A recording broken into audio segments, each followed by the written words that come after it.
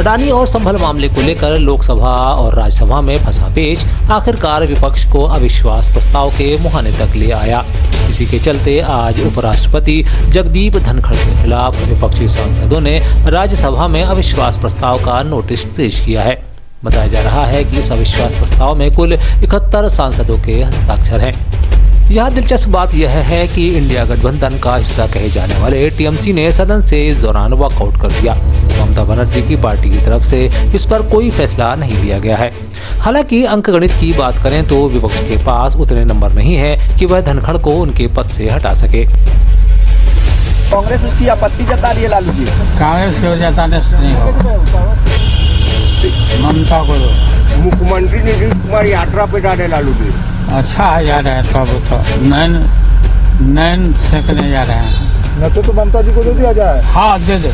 कोई सवाल राहुल जी के लीडरशिप पर नहीं उठाएगा, न हम भी उठाएंगे। राहुल जी नेता है हमारे सबके, कांग्रेस के भी नेता, हमारे सबके नेता है।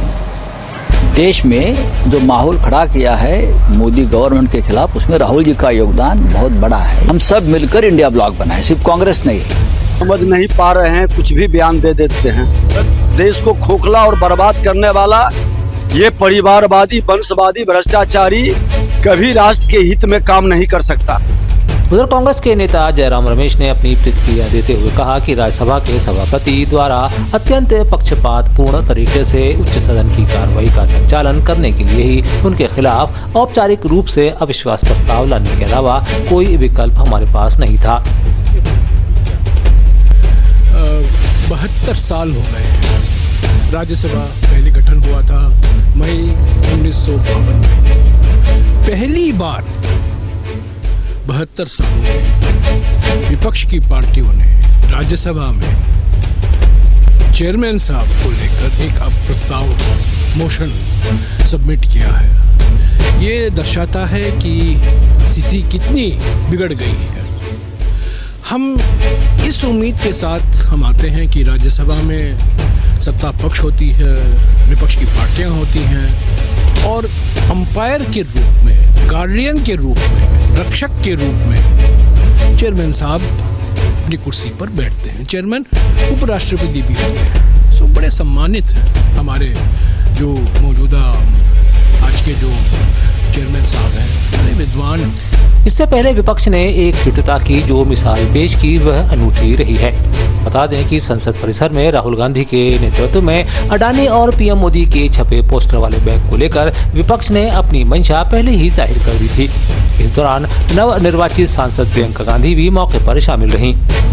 गौरतलब है कि देश के पूरे 72 साल के संसदीय इतिहास में ऐसा पहली बार हुआ है जब विपक्षी दलों की तरफ से उपराष्ट्रपति के खिलाफ अविश्वास प्रस्ताव लगाया गया है। आइए अब बताते हैं आंकड़ों की क्या है कहानी। बता दें कि इस प्रस्ताव के लिए संविधान के अनुच्छेद 67B के तहत 14 दिनों का नोटिस देना होता है। प्रस्ताव पास होने के लिए राज्यसभा और लोकसभा दोनों में बहुमत जरूरी है, जो विपक्ष के लिए हालांकि मुश्किल दिखाई देता है।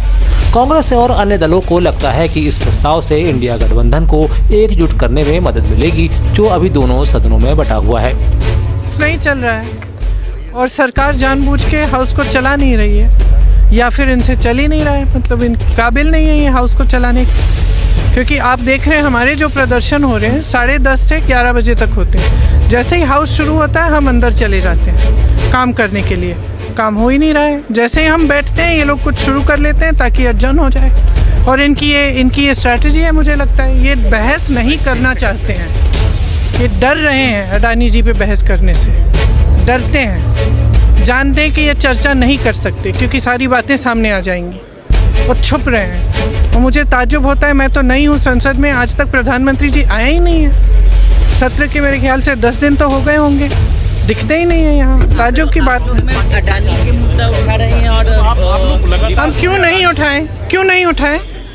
जो बड़ी बड़ी बिजली की बिल आ रही हैं सबकी, आप जाइए यूपी में किसी भी गांव में जाइए और देखिए किसान क्या कहते हैं। कितनी बड़ी बड़ी बिजली की बिल आ रही हैं और ये एलिगेशंस क्या हैं, क्या कहा जा रहा है यूएस में, किस लिए उनको चार्जशीट किया है, जो भी किया है यूएस में, इंडाइटमेंट कहते हैं उसको, क्यों किया है? क्योंकि उनका कहना है कि हज़ारों करोड़ के घूस दिया है इन्होंने ताकि जनता की बिजली की बिल ये बढ़ा पाएँ, ताकि जो बिजली जनता को बेच रहे हैं वो महंगी हो जाए और ये लोग पैसे बनाएं। तो हम क्यों ना उठाएं ये मुद्दा? दोनों सदनों की बात करें तो विपक्ष के पास जगदीप धनखड़ को हटाने के लिए पर्याप्त संख्या नहीं है।